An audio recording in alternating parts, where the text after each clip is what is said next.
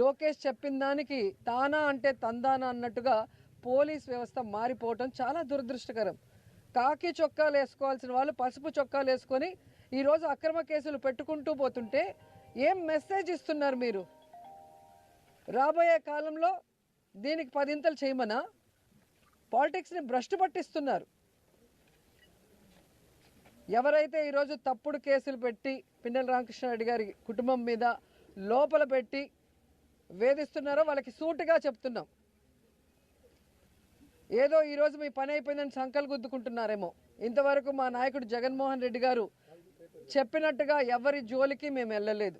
ఏ party అయినా ఏ కులమైనా పేదవాడు అర్హుడైతే అన్ని సంక్షేమ పథకాలు ఇచ్చాం, అభివృద్ధి చేశాం, ఎవరి మీద ఒక తప్పుడు కేసు పెట్టకుండా ముందుకు వెళ్ళాం.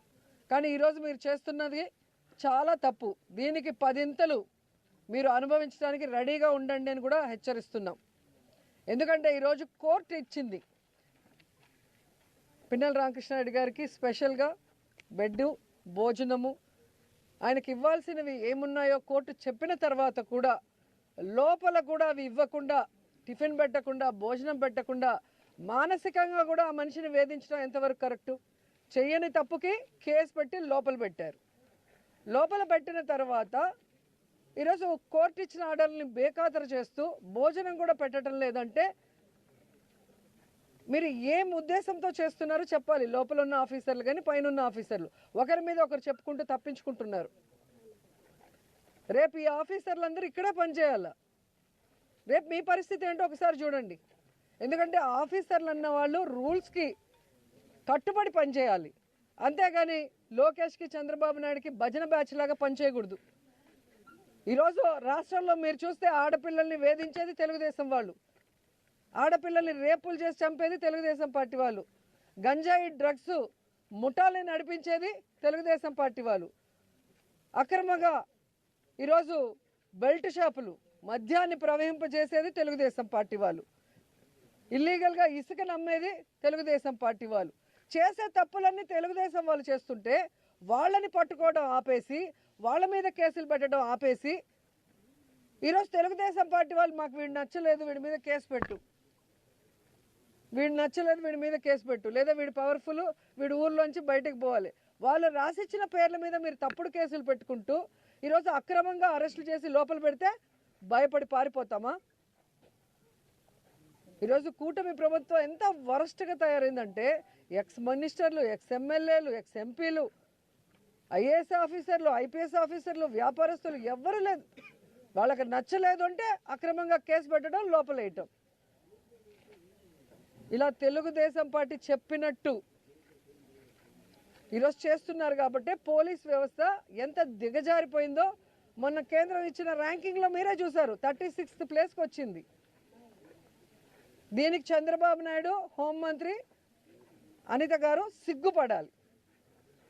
ఈ పోలీస్ వ్యవస్థ సిగ్గుపడాలి. ఏంట్రా మనం ఇలా అయిపోయాం, భారతదేశంలో అందరూ మనం చూసి నవ్వుకుంటారన్న ఆలోచన వాళ్ళకి రావాలి. ఇంకా ఘోరమైంది ఏంటంటే ఎమర్జెన్సీ రెస్పాన్స్ అని ఉంటుంది. ఆ ఎమర్జెన్సీ రెస్పాన్స్ అయితే చిట్ట చివరి స్థానానికి ఆంధ్రప్రదేశ్ వచ్చింది అంటే ఇక ఈ పోలీసులు వాళ్ళు ఎందుకు ఏదైనా నీళ్ళ లేని బావిలో దూకచ్చు. రాష్ట్ర పరువుని సర్వనాశనం చేశారు. రాష్ట్ర ప్రజలతో ఓట్లు వేయించుకున్నామని చెప్పి తీయగా అబద్ధాలు చెప్పి వాళ్ళకి వెల్ఫేర్ చేయకుండా వాళ్ళని మోసం చేసేసారు. తీరా ఏం చేశారే అంటే సంపద సృష్టిస్తామంటూ అప్పులు సృష్టిస్తున్నారు. ఈరోజు మంగళవారం నాకు తెలిసి ఈరోజు మళ్ళీ 6,000 కోట్లు అప్పు చేస్తున్నారు. సో ఈ రోజుతో కలిపి 3 లక్షల కోట్ల పైగా అప్పులు చేసావు. ఏమిచ్చావు? జనాలకు చెప్పిన వెల్ఫేర్ ఏమైనా చేస్తున్నావా? జగన్మోహన్ గారు ఇచ్చింది ప్రతిదీ ఇస్తూ ఎక్స్ట్రాగా చేస్తాను సూపర్ 6 అన్నావు. జగన్ గారు ఇచ్చింది మొత్తం తీసేసావు. నువ్వు ఇచ్చిన సూపర్ 6లో ఏం చేసావు? మరి ఈ డబ్బులంతా ఎక్కడికి పోతున్నాయి? ఇన్ని లక్షల కోట్లు అప్పు చేస్తున్నావు. ప్రజలకి వెన్నుపోటు పడటం ఈయనకి వెన్నతో పెట్టిన విద్య. మాకైతే ఇంకా బాధాకరం. రాయలసీమ లిఫ్ట్ ఇరిగేషన్ని మొన్న చూసాం మనం. రేవంత్ రెడ్డి గారు అసెంబ్లీలో మాట్లాడేది చూస్తే చంద్రబాబు కంటే ఎవరైనా రాయలసీమ ద్రోహి ఉన్నారా? నువ్వు పుట్టింది రాయలసీమలో, పెరిగింది రాయలసీమలో. ఈరోజు నువ్వు సీఎంగా ఉన్నావు అంటే ఆ రాయలసీమ ప్రజల ఆశీస్సులతో.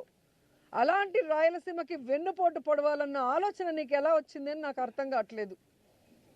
ఆ రోజేమో రాష్ట్ర విభజనకి సంతకం చేసావు, ఆంధ్రప్రదేశ్ని సర్వనాశనం చేసావు.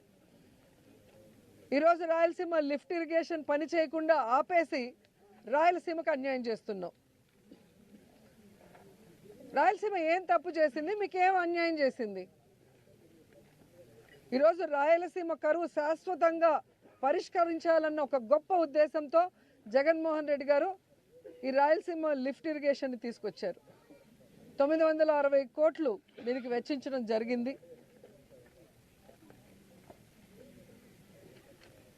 మన శ్రీశైలంలో వాటర్ని మన రాయలసీమకే కాదు, ముఖ్యంగా నెల్లూరు జిల్లాకు కూడా సాగునీరు తాగునీరు ఇస్తారు ఆ ప్రాజెక్టు పూర్తయితే.